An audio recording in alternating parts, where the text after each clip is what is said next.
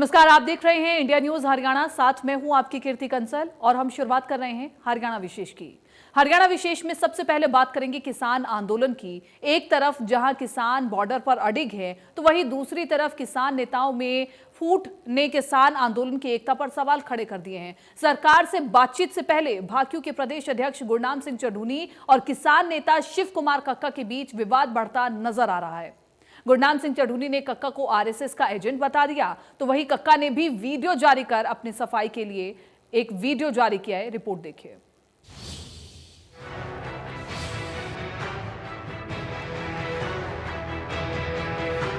दिल्ली के बॉर्डर पर किसानों के आंदोलन को 54 दिन हो चुके हैं। वहीं सरकार के साथ किसानों के अगले दौर की वार्ता 19 जनवरी को होनी है। इस बीच एक बड़ा सवाल खड़ा हो गया है, क्या समय बीतने के साथ अब किसानों की एकता टूट रही है?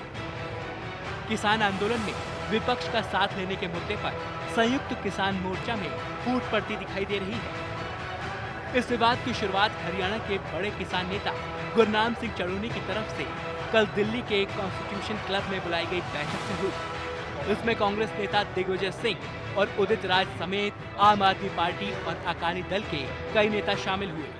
चढ़ूनी पर आरोप है कि उन्होंने किसान आंदोलन में राजनीतिक दलों का समर्थन मांगा है। इससे संयुक्त किसान मोर्चा नाराज है। संयुक्त किसान मोर्चा ने चढ़ूनी के खिलाफ अनुशासनात्मक कार्रवाई के लिए एक कमेटी बना दी है। वहीं गुरनाम सिंह चढ़ूनी ने खुद पर लगे आरोपों को बेबुनियाद बताया है। गुरनाम सिंह चढ़ूनी ने किसान आंदोलन में शामिल मध्य प्रदेश के किसान नेता शिव कुमार कक्का को आरएसएस का एजेंट बता दिया। देखिए, ये आरोप जो है ये शिव कुमार कक्का ने लगाया है जी।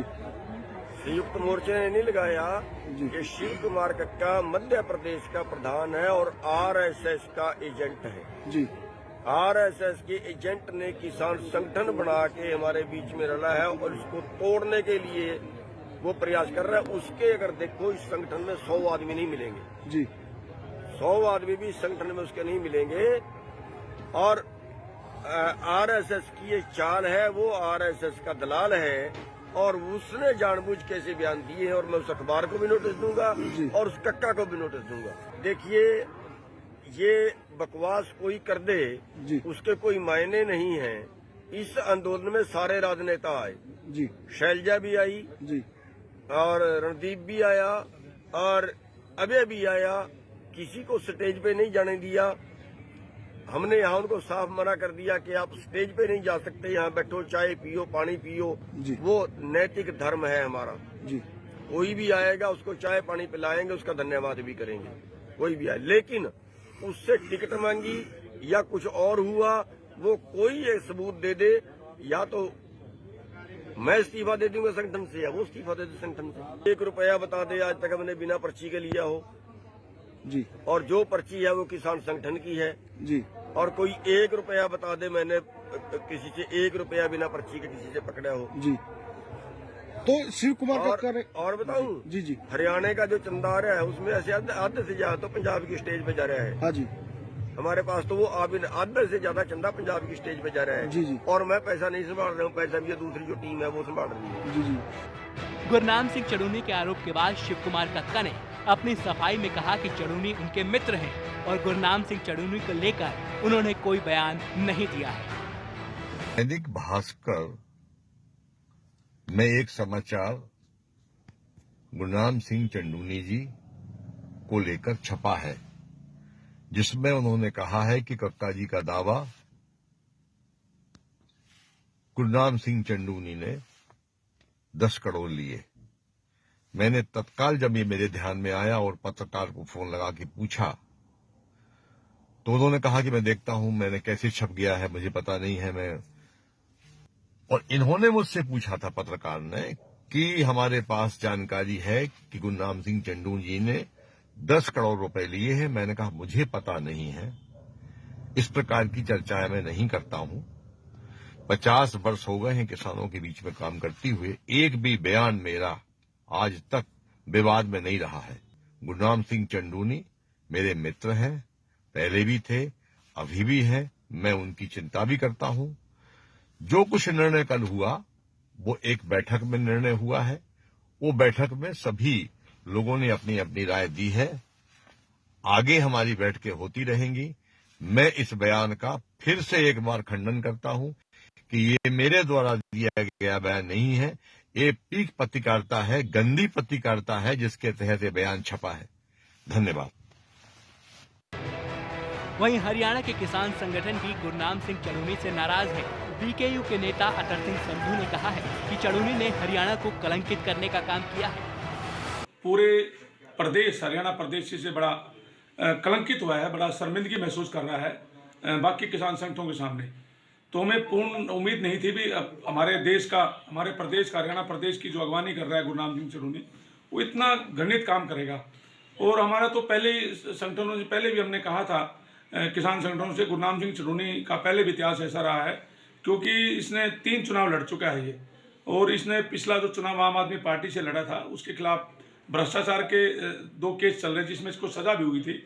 और उसमें इसने शुगर मिलों से मिल करके पैसा लिए की बात साबित पहले भी हो चुकी थी। इकबालपुर शुगर मिल में 34.5 करोड़ रुपये जो किसानों का 2017 से अभी बकाया है, उसमें भी 6 लाख रुपए की रिश्वत लेने का नाम गुरनाम सिंह चड़ूनी का हाथ था। तो वहीं चड़ूनी मामले पर सीएम मनोहर लाल ने कहा है कि इस प्रकार के मंसूबे अच्छे नहीं हैं और सरकार को अस्थिर करने के बारे में ये लोग कितना भी सोचें, लेकिन इनके मंसूबे पूरे नहीं होंगे और सरकार अपने 5 साल का कार्यकाल पूरा करेगी। देखिए, हमने तो पहले भी कहा है कि ये जो इस प्रकार के इनके मंसूबे जो हैं, ये कोई अच्छे नहीं हैं और सरकार को अस्थिर करने की जो बातें, ये कभी भी दिन में सोचें, रात में सोचें, इनको कभी कोई हम पूरा नहीं होने देंगे, सफलता नहीं मिलेगी। और समाज में जिस प्रकार की डिस्टर्बेंस पैदा करने के लिए, खास करके जो चड़ूनी का विषय पहले भी उजागर हुआ है और पहले वीडियो भी इनकी चल चुकी है, और इस प्रकार के समाज में एक्सपोज होंगे ये लोग। और समाज में एक्सपोज होने का मतलब है कि इनको समाज जो धत्ता दिखाएगा। और कुल मिलाकर के किसानों के आंदोलन के नाते से ये जिस प्रकार की घिनौनी हरकत कर रहे हैं, ये निंदनीय है। जाहिर है 19 जनवरी को सरकार के साथ किसानों की बैठक होनी है। उससे पहले किसान नेताओं में झूठ से कहीं न कहीं आंदोलन कर रहे किसानों के मन में थोड़ी शंका जरूर पैदा होगी। इसके साथ ही चड़ूनी का नाम सरकार से बातचीत करने वाली कमेटी से हटा दिया गया है। अब देखना ये है कि किसान नेताओं के बीच खड़ा हुआ ये विवाद आगे क्या रंग लेता है। Bureau report, India news, Haryana. और 19वें दौर की बैठक से पहले क्या कुछ योगेंद्र यादव कह रहे हैं, सुनवाते हैं आपको। इस तरह के मुद्दे उठते हैं, विवाद उठते हैं, लेकिन ये अभूतपूर्व किसान आंदोलन है जिसमें ऐसे किसी भी विवाद को कोई तूल नहीं देता और जल्द से जल्द ये सिमट रहे हैं। किसान एकता है, बनी रही है और बनी रहेगी।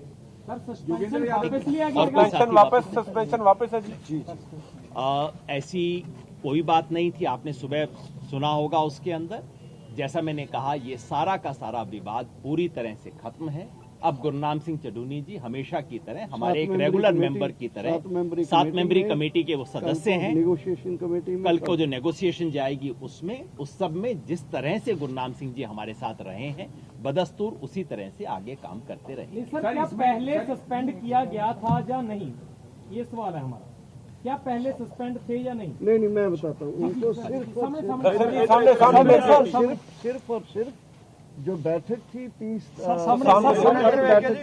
जो कल बैठक होने वाली थी, उस बैठक के लिए हमने कहा था कि गुरनाम सिंह चड़ूनी की जगह कोई उनके संगठन का दूसरा साथी जाएगा। सवाल ये है कि उनको सस्पेंड किया गया था। एक इंटरव्यू में ये भी कहा कि शिव कुमार कक्का, जो कि मध्य प्रदेश से किसानों के नेता हैं, वो आरएसएस के एजेंट हैं और आरएसएस की तरफ से जो है वो संयुक्त किसान मोर्चा के उसमें जो है बिठाए। ये जहाँ कहीं आया है उसकी हम पड़ताल करेंगे। कक्का जी हमारे ऑनरेबल 7 मेंबर हैं, सब लोग एक साथ काम कर रहे थे, इसलिए जो भी कोई ऐसी कंट्रोवर्सी है उसको हम अपने तौर पर परिवार में निपटाएंगे। वो एकदम गलत है।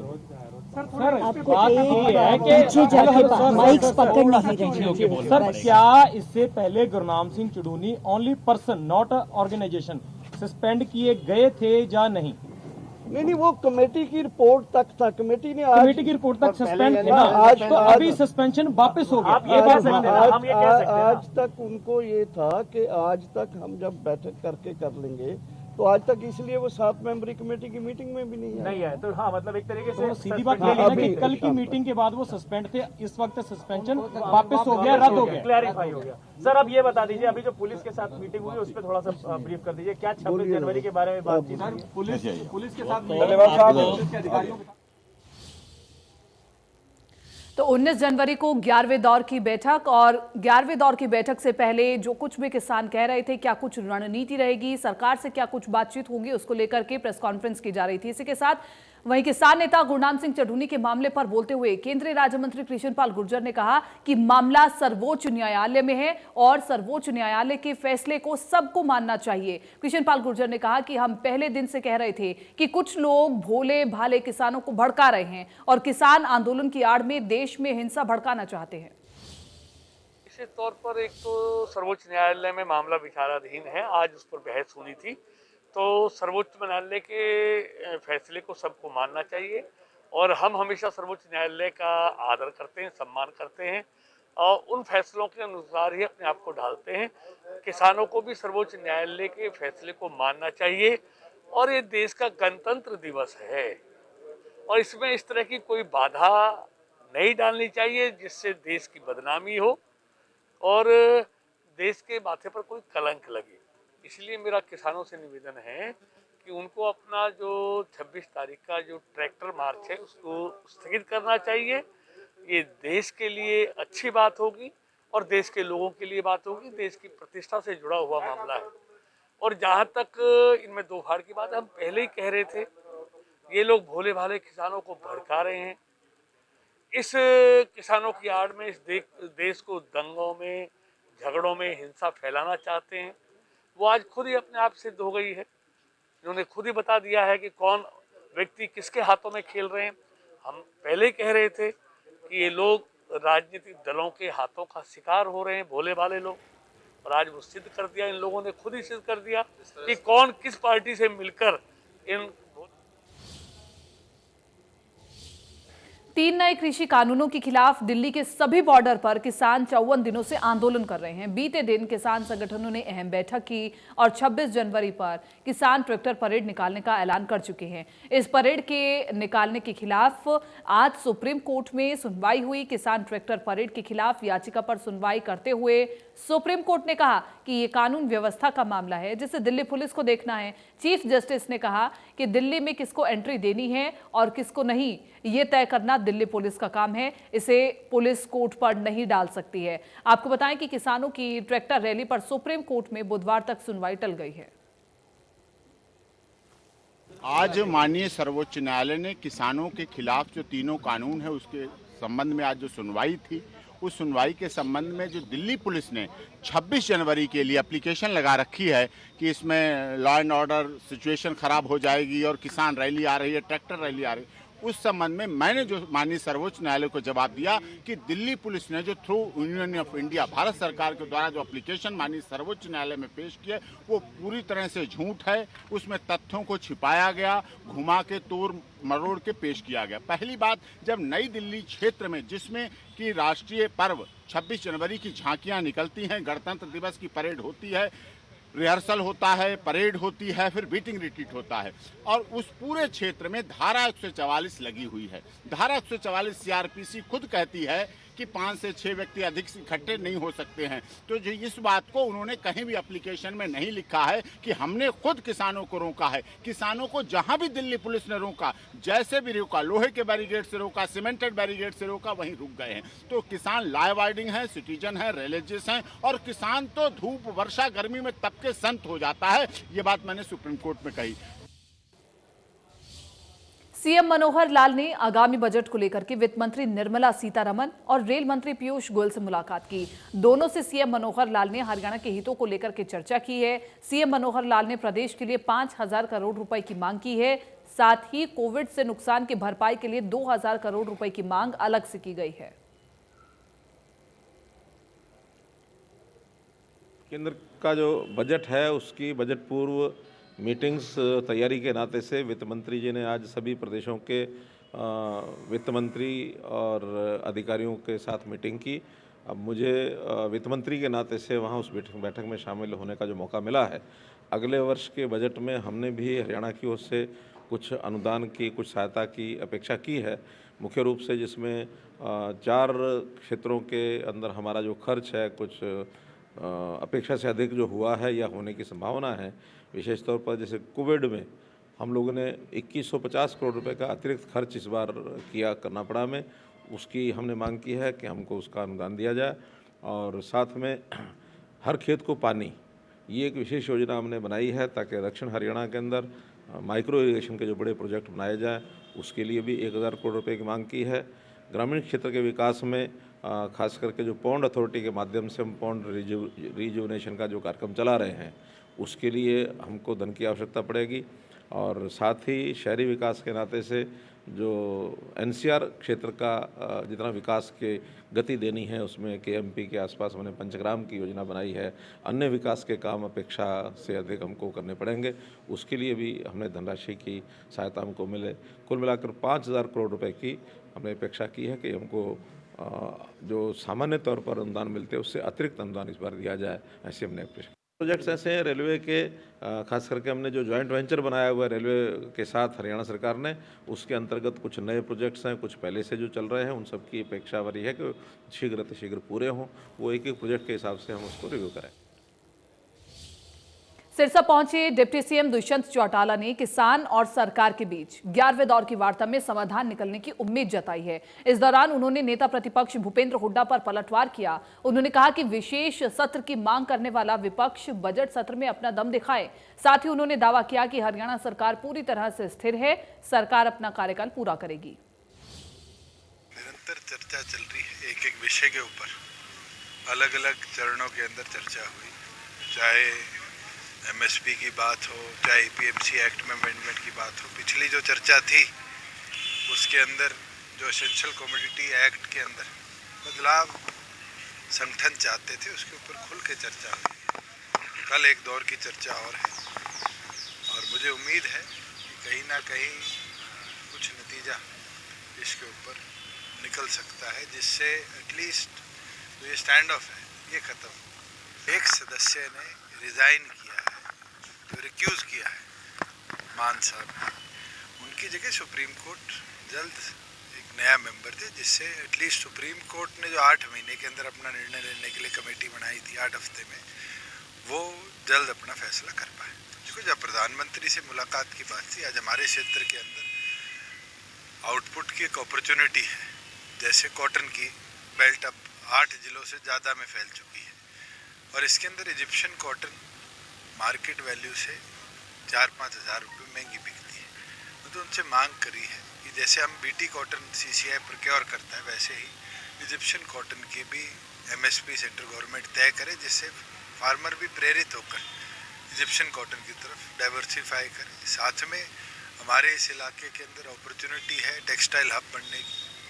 हमारे ईस्ट वेस्ट कॉरिडोर का एक जो सपना है वो पूरा, अनेक विषयों पर चर्चा हुई थी और उम्मीद है कि हरियाणा को और समृद्ध बनाने में हम कामयाब रहेंगे। हमारी कई देशों से भी चर्चा चल रही है कि एफएड की जो हमारी प्रोडक्ट्स हैं, एग्रीकल्चर प्रोडक्ट्स हैं, उनको भी हम उन देशों में भेज सकें। गणतंत्र दिवस पर देश के कई हिस्सों से किसान ट्रैक्टर के साथ दिल्ली पहुंचने की कोशिश कर रहे हैं। पंजाब के किसानों ने इसकी तैयारी भी शुरू कर दी है। आज चंडीगढ़ के रास्ते पंजाब के किसान परेड की रिहर्सल करना चाहते थे, जिसके चलते पुलिस ने शहर में धारा 144 लगा दी। हालांकि पुलिस ने किसानों को धनास का रूट जरूर दे दिया, जिस पर किसानों ने रिहर्सल की। मुल्लापुर बॉर्डर पर बैरिकेड्स हटा दिए गए हैं और आप देख सकते हैं कि यहाँ पर अब गाड़ियां जो हैं, किसानों की गाड़ियां, ट्रैक्टर ट्रॉलीज जो है वो चंडीगढ़ की सरहद में दाखिल हो चुके हैं। ये देखिए, युवाओं की ओर से बैरिकेडिंग्स जो है उन्हें हटाया जा रहा है और कहीं ना कहीं जो कॉल किया गया था उसमें सफल कहीं ना कहीं किसान हुए हैं। और आप देख सकते हैं एक स्टैंड ऑफ देखने को मिला यहाँ पर पुलिस और किसानों के बीच में, लेकिन बातचीत के माध्यम से रास्ता निकाला गया और अब चंडीगढ़ के आउटर एरिया से, आउटर सेक्टर से ही बाहर ये काफिला जो है वो निकल जाएगा। और ऐसे में अगर बात करें, यहाँ पर आप देख सकते हैं कि ये जो गाड़ियां हैं ये लीड करते हुए तमाम ट्रैक्टर ट्रॉलीज को रास्ता देते हुए एक लाइन में जो है वो चंडीगढ़ में दाखिल हो रही हैं और इसी के आगे जो है वो पूरा का पूरा आप देख सकते हैं कि प्रशासनिक अमला जो है, मैकेनिज्म जो है, मशीनरी जो है वो यहाँ पर जो है वो तैनात है। और अब जो है ये ट्रैक्टर ट्रॉली चंडीगढ़ में दाखिल हो चुकी है। चंडीगढ़ की सरहद में ये ट्रैक्टर ट्रॉली जो है वो दाखिल हो चुकी है। एक लंबा काफिला किसान जो है वो पंजाब से लेकर निकले थे। 26 जनवरी को लेकर जो कॉल था, उसकी रिहर्सल को लेकर जो कॉल था, आप देख सकते हैं कि किसान यहाँ पर अपने ट्रैक्टर ट्रॉलीज के माध्यम से चंडीगढ़ की सरहद में दाखिल हो रहे हैं। धारा 144 थी, लेकिन धारा 144 के बावजूद पुलिस की ओर से रास्ता दिया गया है इस शर्त पर कि आप लोग चंडीगढ़ में नहीं जाएंगे, चंडीगढ़ से बाहर आप निकलेंगे। ऐसे में पंजाब के ये किसान दिल्ली कूच को लेकर, दिल्ली के घेराव को लेकर जिस तरह से कॉल था, उस पर कहीं ना कहीं आगे बढ़ते हुए चंडीगढ़ की सरहद में दाखिल हो चुके हैं पंजाब के किसान। और पंजाब के किसानों के ये लंबी दूरी तक जो ट्रैक्टर्स हैं वो देख सकते हैं कि चंडीगढ़ का जो सरहद है उसके बीच में जो है वो दाखिल हो रहे हैं किसान। और कहीं ना कहीं रास्ता जो है वो पुलिस की ओर से दिया गया है। जो कॉल किया गया था, ये कह सकते हैं कि किसान उस कॉल को पूरा कर पाने में सफल रहे हैं। कैमरा पर्सन अजय राणा के साथ विपिन परमार, इंडिया न्यूज, चंडीगढ़। तो प्रदेश के भीतर भी किसानों का प्रदर्शन जारी है। वहीं अगर बात करें कैथल के सिविन की और उसके आसपास के इलाकों की और उसके आसपास के गांवों की, तो हजारों लोगों ने तीनों कृषि कानूनों के विरोध में अनाज मंडी सिविन में ट्रैक्टर और बाइक यात्रा निकाली है। तस्वीरें आपके सामने कैथल, जींद, लोहारू और सिरसा की, जहां पर आप देखिए कि बड़ी संख्या में किसान और अन्य लोग अलग अलग तरीकों से किसानों को अपना समर्थन दे रहे हैं, प्रदर्शन कर रहे हैं और सरकार के खिलाफ नारेबाजी भी।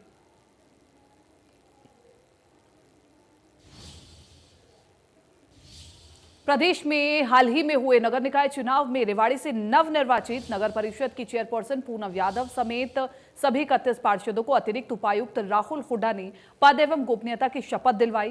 कार्यक्रम में बतौर मुख्य अतिथि केंद्रीय मंत्री राव इंद्रजीत सिंह मौजूद रहे। उन्होंने सभी को अपनी शुभकामनाएं देते हुए कहा कि जीत और हार एक ही सिक्के के दो पहलू हैं, लेकिन अगर सभी जीते और हारे हुए प्रत्याशी और अधिकारी एकजुट होकर विकास को गति दे तो कोई ताकत नहीं कि रेवाड़ी गुरुग्राम से आगे ना निकले।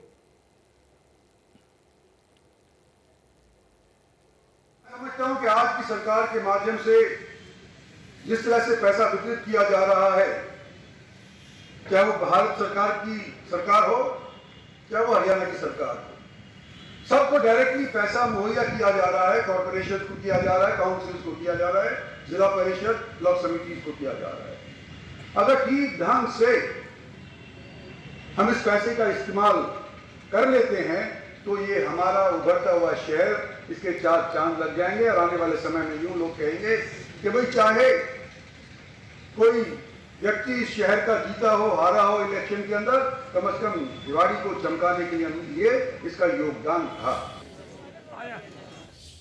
फिलहाल हरियाणा विशेष में मेरे साथ इतना ही। दीजिए इजाजत, नमस्कार।